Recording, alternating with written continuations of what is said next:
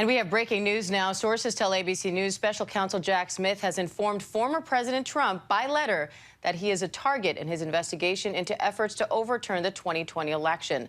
Now, target letters are typically given to subjects in a criminal investigation to put them on notice that they are facing the prospect of indictment.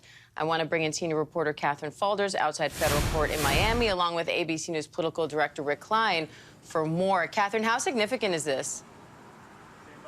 Well, it's very significant. This is exactly what we saw in the documents case. For example, we knew that Trump got a target letter days before he was indicted. You mentioned that this is typically what federal prosecutors do to alert somebody that there is an ultimate indictment coming. So that's probably something that we can see. This is likely to happen in Washington, D.C. That's where the grand jury has been investigating. Multiple different witnesses have been appearing before the grand jury there in recent days. We know that special counsel Jack Smith has wanted to talk to various people from fake electors, for example. We know former Vice President Mike Pence testified. We know the former Chief of Staff Mark Meadows testified in this investigation. So again, a sure sign that this is really coming to a close here.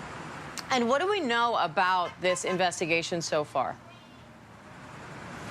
Well, we know that the special counsel has been investigating Trump's efforts to overturn the 2020 election for quite some time. This is a sprawling investigation. They've talked to multiple witnesses. This is, of course, just one of special counsel Jack Smith's investigations. The other is the documents investigation. So it's been ongoing for quite some time. We know that they are investigating Trump's efforts, specifically his involvement on the day of January 6th, but in the days leading up to and after January 6th, what he was telling the people closest to him, the legal advice he was getting, what he was telling his lawyers about what he wanted to and didn't want to do. All of this is what witnesses have been questioned about behind closed doors before a grand jury. Rick, any response from former President Trump? What are you watching for on that front? Well, he's posted that the rant about Jack Smith filled with slurs against him and claiming that it's politically motivated, claiming that there's politics behind this. I'd expect that he develops this into part of his campaign rhetoric if it does develop into indictment. And it is interesting, as Catherine mentioned, this is quite a sprawling investigation. The charge is a lot bigger than January 6th. The original charge for the special counsel, as delivered by Merrick Garland, the Attorney General, was all of the efforts to interfere with the lawful and peaceful transfer of power.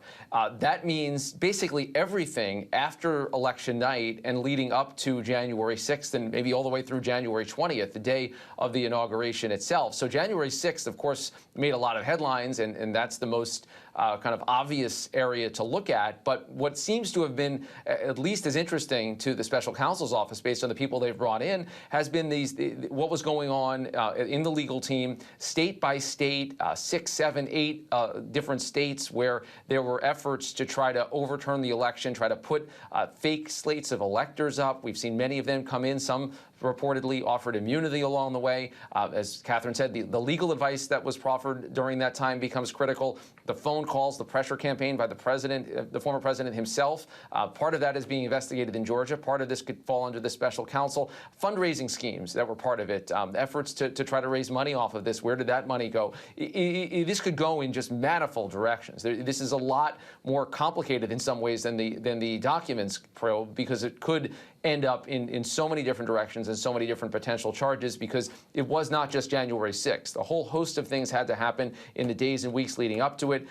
The January 6th itself happened, and of course the transition of power itself didn't happen for another 2 weeks. So you're talking about months worth of potential incidents and allegations that could factor into Jack Smith's decisions. And Rick, this is obviously a big legal case, but it's also a big political one. What are the implications for the race for 2024?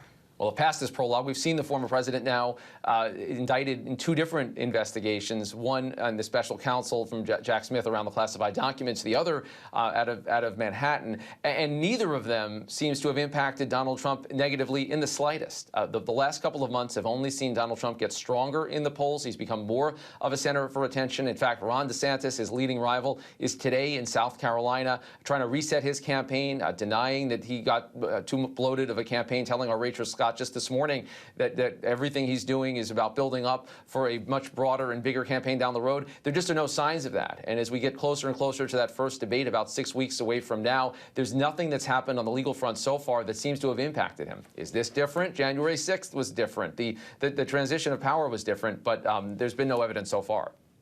So again, for anyone just joining us, we are learning now, sources say that former President Trump has received what's called a target letter in the investigation into attempts to overturn the 2020 election. A target letter typically signifies that an indictment is coming. So we, of course, are going to stay on this story for you. Catherine, Rick, thank you both. Hi, everyone. George Stephanopoulos here. Thanks for checking out the ABC News YouTube channel. If you'd like to get more videos, show highlights, and watch live event coverage, click on the right over here to subscribe to our channel. And don't forget to download the ABC News app for breaking news alerts. Thanks for watching.